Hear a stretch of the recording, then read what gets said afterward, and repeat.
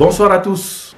Le 30 mai 2013, le journaliste Jean-Philippe Sépi de la radio-télévision suisse a présenté au public roman une émission temps présent avec pour titre « Cherche blanc à marier ». Dans ce documentaire, le mariage mixte est présenté comme un moyen de contourner la loi sur les étrangers afin de permettre aux conjoints migrants de s'établir en Occident. Les statistiques indiquent que 35% d'unions célébrées en Suisse sont binationales. En effet, on peut trouver une part de vérité dans cet exposé.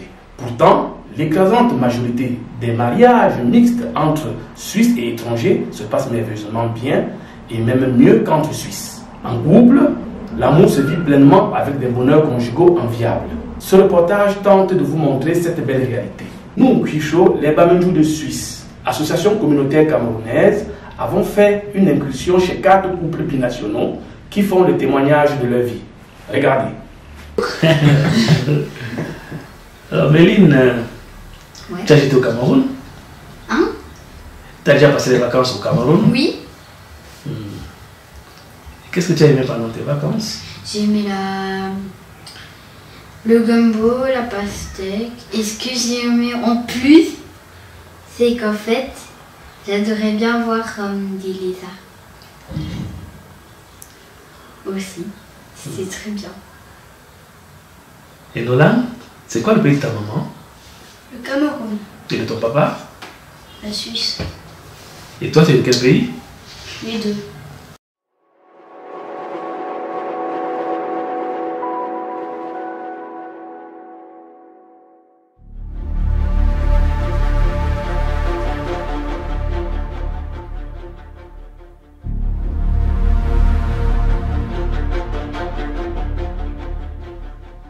Yvonne, camerounaise, et Alex, suisse. En 2008, quand Alex et Yvonne se rencontrent, ils envisagent de se marier. Ils ne s'imaginent pas qu'ils devront effectuer un parcours de combattants pour officialiser leur union. En effet, Yvonne est sans papier et la crainte des mariages blancs a fait durcir la législation. Pour ce cas de figure, le soupçon plane. Depuis 2008, les officiers d'état civil ont été priés de mener des enquêtes approfondies, particulièrement sur les couples camerounais. Une procédure de la préparation à la célébration du mariage peut durer 2 à 4 ans. Les couples rencontrent des difficultés de tout genre. Les difficultés qu'on a connues étaient avec une commune où on habitait avant d'être mariés. La commune de Palin, on peut la nommer.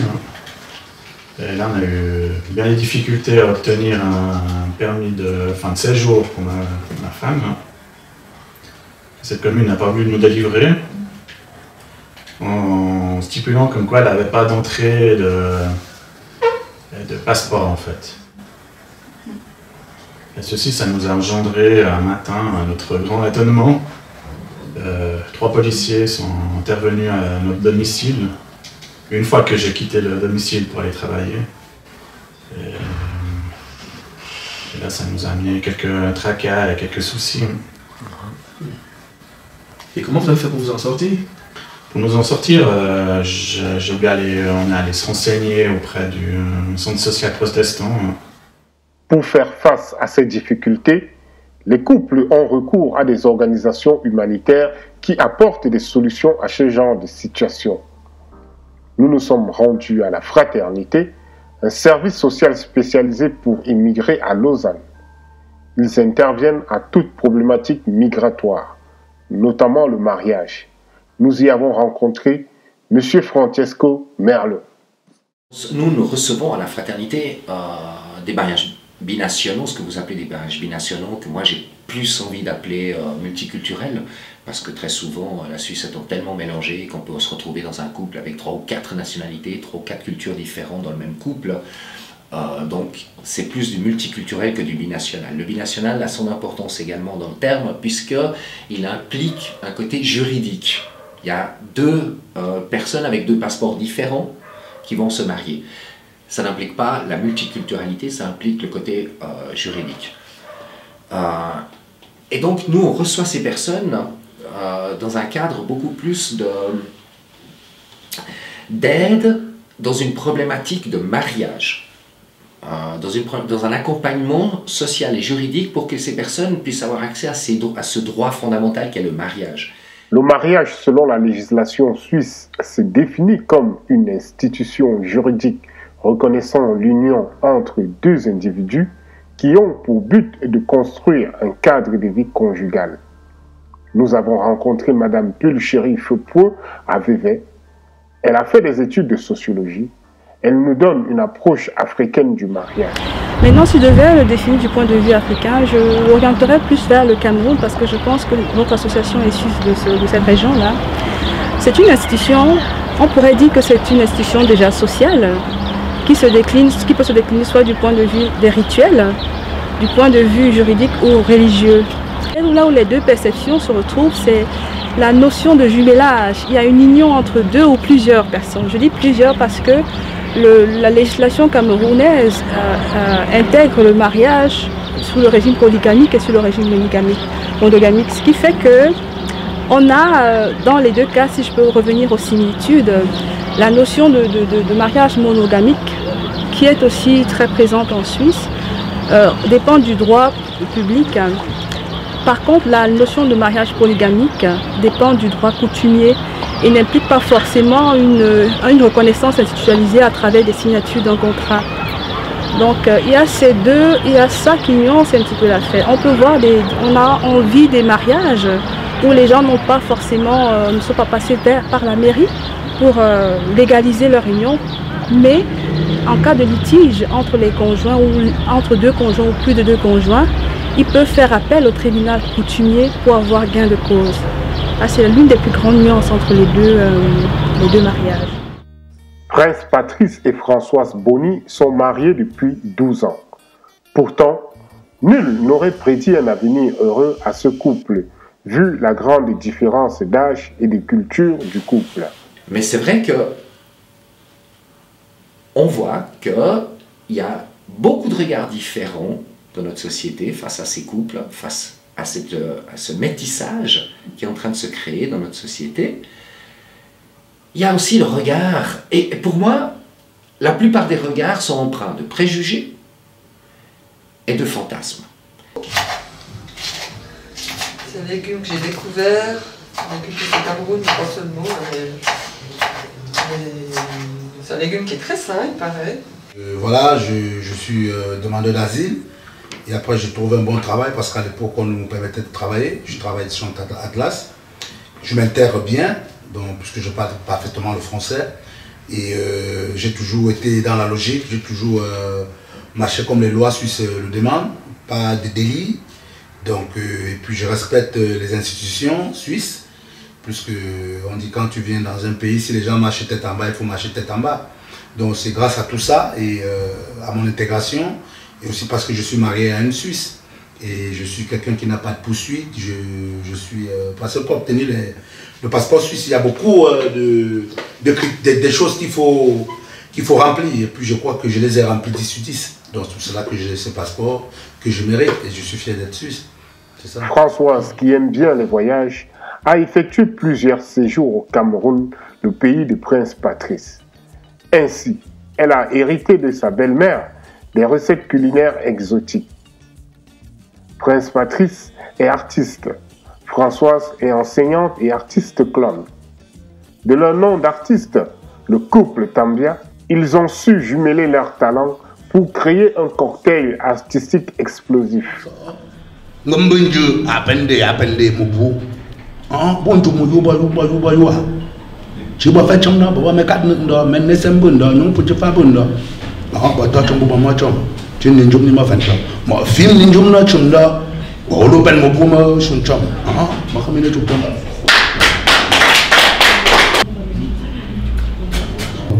Je la collab et je veux, mais ça je veux donner qu'aux hommes parce que ça on appelle ça le démarreur. On ne peut pas donner aux femmes, sinon les femmes vont commencer à s'embrouiller sur la piste. Donc ça c'est pour les hommes. Oui, alors je peux confirmer que la famille de Tambia, que ma belle famille m'a accepté à cœur ouvert dès mon premier voyage en 2004, puisque quelques mois après s'être connu, il m'a dit je veux que tu ailles au Cameroun voir d'où je sors. Donc j'ai débarqué toute seule au Cameroun, première fois que je sortais de l'Europe. Et effectivement, sa famille m'a ouvert les bras et jusqu'à ce jour, je fais intégralement partie de la famille. Puis voilà, nous on cumule encore parce que je suis plus âgée que lui, donc autant d'un côté que de l'autre, on aurait pu dire mais qu'est-ce que c'est que ce couple qui ne tient pas debout. Donc, ce qui fait notre force, c'est la complicité, on partage la même chose et au début, pour du vrai, donc voilà, ça n'a pas été, j'ai pas été avec toi pour le papier ou bien pourquoi, c'est d'abord ça la première chose. Évidemment, ce n'est pas toujours tout rose dans les couples binationaux. Les difficultés sont nombreuses et similaires. Nous nous sommes rendus à Zurich à la rencontre de l'association IG Binational. Les difficultés qu'on rencontre, disons surtout, si je pense maintenant à un couple africain-suisse, c'est que quand le partenaire qui migre par amour vient ici, et il a peut-être une très bonne formation, il a peut-être des diplômes, il est très bien préparé à la vie, mais tout ça ne lui sert pas à grand-chose en Suisse, parce qu'on ne lui reconnaît pas ses diplômes, parce que s'il est en Suisse allemande, il doit encore apprendre l'allemand, et donc il est comme à l'état d'un bébé, on pourrait dire. Hein? Il est comme un bébé, et pourtant, avec sa femme, il devrait être à niveau d'égalité. Hein? S'ils ont une conception moderne d'un partenariat moderne, où chacun a son mot à dire, à part d'égalité. Voilà, alors donc il y a ce déséquilibre terrible auquel nous essayons de préparer un peu les gens, un déséquilibre qui est juridique, parce que la permission de vivre ici, quand on vient d'un pays tiers, est liée à l'amour, donc aussi de dire il faut être solidaire si jamais l'amour ne dure pas, il faut essayer de faire durer si la personne veut rester ici. Et puis ensuite, il faut apprendre la langue, ça coûte de l'argent. En général, on ne trouve pas tout de suite un travail, surtout si on est un intellectuel. Après, travailler comme manœuvre, c'est pas non plus facile, etc., etc. Et donc, il y a beaucoup de problèmes et ça se perpétue après avec la naturalisation facilitée, parce qu'on peut encore retirer le passeport pendant 8 ans à la personne qui a été naturalisée si après le couple se sépare. Au-delà de ces difficultés, les solutions peuvent se trouver dans le mariage mixte, comme l'explique M. Céleste Ogoshuku, que nous avons rencontré à Berne. Il est membre du conseil d'administration du Forum pour l'intégration des migrants en Suisse.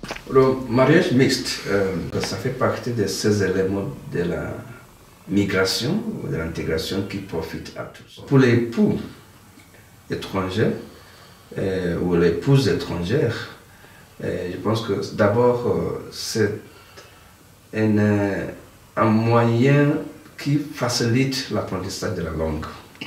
Parce que pour entrer dans une nouvelle société, c'est d'abord la langue. Si vous ne connaissez pas la langue, ça sera difficile de pouvoir s'intégrer, de pouvoir faire avec. Aussi dans l'apprentissage de la langue, aussi, pour les enfants, c'est aussi très important.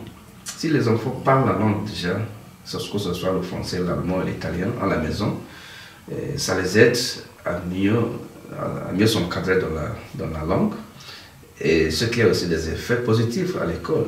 Et ce qui concerne l'emploi, c'est aussi une réalité aujourd'hui, et surtout dans le domaine des jeunes qui n'ont pas de métier en tant que tel. Dans la société que nous vivons, nous devons reconnaître que dès que vous cherchez un travail et que votre époux fait un téléphone de votre part pour dire écoutez, j'ai mon soeur tel, mon oncle tel, qui cherche un boulot que je connais bien, qui peut faire ceci et cela, pour l'employeur qui écoute son frère suisse, sa sœur suisse, qui présente un étranger, c'est plus efficace et ça donne plus de confiance à l'employeur. Dans la même dynamique, nous avons retrouvé le couple Levra, Alex et Yvonne. Est-ce que vous pouvez nous parler des différentes professions que vous avez occupées? Oui, j'ai fait la formation d'accueillante en milieu familial. Donc, c'est la commune qui travaille j'ai fait pour la commune. Et j'ai exercé pendant 5 ans en tant qu'accueillante familiale avec un diplôme. J'ai préféré faire la formation de caissière à la COP. Oui, 10 ans. Ouais. Ça va faire 10 ans cette Ça va année. faire 10 ans cette 10 ans. année, ouais. Voilà. Est-ce facile si on considère que vous êtes de cultures différentes?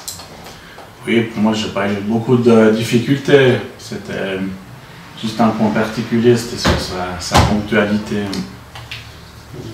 D'être à l'heure, au rendez-vous, chez le médecin, au travail. Donc si je comprends bien, elle a un problème avec la ponctualité. Voilà, elle avait. Elle avait. Ah bon. Comment l'avez-vous amené à changer alors? Voilà, je pense qu'elle a compris par elle-même, hein, en fait, les conséquences de ce que ça pouvait engendrer, hein, d'être pas ponctuel. Hein. François et Désiré se sont mariés puis divorcés depuis quelques années. De leur union est issu Yvan, 11 ans. Des liens à caractère indélébile se sont créés. Malgré le divorce, ils continuent de se fréquenter. Ils ont voulu témoigner à visage caché. Chez vous? Chez moi, à Dampierre. Et voilà. Je m'avais vous poser la question de savoir qu'est-ce que vous faites dans la vie? Je suis employé de ménage à l'aérodrome. Il paraît que vous êtes en Suisse depuis bien des années. Oui, ça fait, je pense, 13 ans. Et maintenant, vous avez changé de nationalité alors? Ouais. Vous êtes devenu Suissesse? Oui. C'est votre fils Yvan? Oui. Il a quel âge? 11 ans. Il aura 11 ans le 26 juin. Et ça se passe bien à l'école? Oui, ça se passe bien. Et alors, comment vous organisez son éducation avec votre situation administrative qui a changé depuis peu? Parce que maintenant, vous êtes marié, vous êtes divorcé. Avec son papa, on se concerte pour tout. Oui, quand il y a n'importe quoi, on essaie de s'appeler, ou bien il vient ici, je l'invite ici. Et il sait que le chemin restera toujours ouvert pour lui. Ouais, et puis on en discute. Tout se passe bien entre vous alors? Oui, ça se passe bien, il n'y a pas de souci, il n'y a pas de problème. Vous voyagez très souvent pour le Cameroun. Oui. Qu'est-ce qui vous attire au Cameroun? Le pays. En fait, la communauté, tout ça, j'aime bien. C'est des gens qui sont assez cool. Avec ce qu'ils ont, ils t'offrent encore plein de choses. J'aime bien. Et au niveau gastronomie, qu'est-ce que vous avez retenu pendant votre mariage et même maintenant que vous côtoyez toujours? Quels sont les mets camerounais que vous avez eus, que vous aimez? Alors moi j'aime surtout le taro. Hein. Autrement je mange de tout. Et pendant votre séjour au Cameroun, vous avez visité, qu'est-ce que vous avez visité? Les villes, les places, etc. Alors j'ai fait Yaoundé, j'ai fait Bafoussam, Douala, j'ai été aussi dans son village, à Bamandjou. Voilà. Et quand vous faites un rapport entre le Cameroun et la Suisse, quel rapprochement vous pouvez faire? Quelle différence? Là-bas, il n'y a pas de stress déjà. C'est pas comme ici. Ici en Suisse, on est toujours stressé. C'est boulot, boulot, boulot. Là-bas, t'arrives. Et que dire de cet aspect où aucun des conjoints n'a un souci de régularisation? Patrick vit en Suisse depuis 25 ans. Quand il rencontre Elodie, jeune étudiante, il est manager dans un restaurant fast-food de la place. Ce qui implique qu'il est déjà titulaire d'un titre de séjour, voire d'établissement. On a tendance parfois à prétendre que c'est parce qu'on est de cultures différentes qu'on rencontre certains problèmes ou bien qu'on a la peine à surmonter certains problèmes. Alors fondamentalement au niveau culturel, qu'est-ce que vous avez appris de votre femme? Qu'est-ce que vous avez intégré et que vous n'aviez pas avant? Pour faire allusion de vos valeurs suisses, je parle principalement d'une valeur suisse qui a influencé mon parcours et qui a forgé l'individu que je suis devenu dans cette société. Et j'en parle toujours en Afrique quand j'y vais.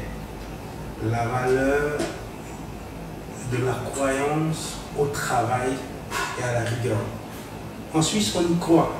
on y croit fermement et ça porte ses fruits. Le 3/4 de la richesse qui est celle de ce pays dans lequel je vis, qu'on dit être l'un des plus riches pays du monde, résulte du travail, du dynamisme et de la rigueur. Pour Elodie, l'enrichissement culturel est la somme de leur union, favorisant entre autres une certaine complémentarité. Je dirais que j'ai à peu près tout appris, dans le sens où avant de le connaître, je ne connaissais pas spécialement la culture africaine et encore moins la culture camerounaise. Donc c'est clair qu'on vient de deux cultures assez différentes. Après, je vois ça plutôt comme un enrichissement. Personnellement, en tant que personne qui cuisine beaucoup, j'ai appris qu'il fallait arrêter de faire des portions pour le nombre de convives qui venaient à la maison. Donc maintenant, je fais des grandes portions. Comme ça, même s'il y a plus de personnes à table, il y a de toute manière assez à manger. Il y en a pour 2, il y en a pour 3, mais il y en a aussi pour 10. Ça, c'est quand même quelque chose qui est assez agréable. Et puis après, ce côté profiter de la vie, profiter de l'instant présent, arrêter de courir, prendre son temps. C'est clair que je pense qu'on s'apporte mutuellement, dans le sens où lui, il me temporise, il me calme. Et puis moi, je le secoue un peu. Et puis je le fais avancer. Donc au final, c'est un assez bon mélange. Je pourrais pas dire que je cuisine très souvent, parce que généralement, de nouveau, je fais un plat qui va durer pour 1 mois, parce que je vais faire 8 portions à mettre au congélateur. Mais j'ai la chance d'avoir ma belle-mère qui vient de temps en temps et qui nous amène des matières premières, si je peux dire ça comme ça, les ingrédients. Je suis très contente de ma fille. Et depuis qu'on se connaît, on est bien. On est bien, j'ai pas de problème. Et j'espère que eux aussi n'ont pas de problème avec moi. Aspect courant et régulier dans les familles africaines. Des séjours de longue durée de la belle-mère au domicile conjugal. Ici, la maman de Patrick séjournant dans le ménage auprès de sa belle-fille, ce qui n'a l'air de déranger personne. Dans ma famille, mes amis, certaines personnes ont trouvé que je n'ai pas réagi contre cette union. Parce que vous savez, chez nous, quelqu'un qui épouse une blanche ou un blanc, c'est toujours des problèmes. Mais moi, ça vraiment... La maman de Patrick donne son opinion sur l'union d'un couple mixte. L'union d'un couple mixte. D'abord, ils forment une famille. Et s'ils sont bien, ils ont les enfants qui les élèvent bien, ça profite à la société, que ce soit au Cameroun ou ici en Suisse. Les enfants vont bien élevés et un couple qui s'entend bien, ça fait que le pays aussi vit bien. Hein? Moi je crois. Ça fait qu'il n'y a pas de problème. Hein? Les enfants sont bien élevés. Et les parents s'entendent. Hein? Pour moi, c'est l'idéal. J'aime bien discuter avec les... Je trouve que les mariages binationaux sont extrêmement riches dans le partage.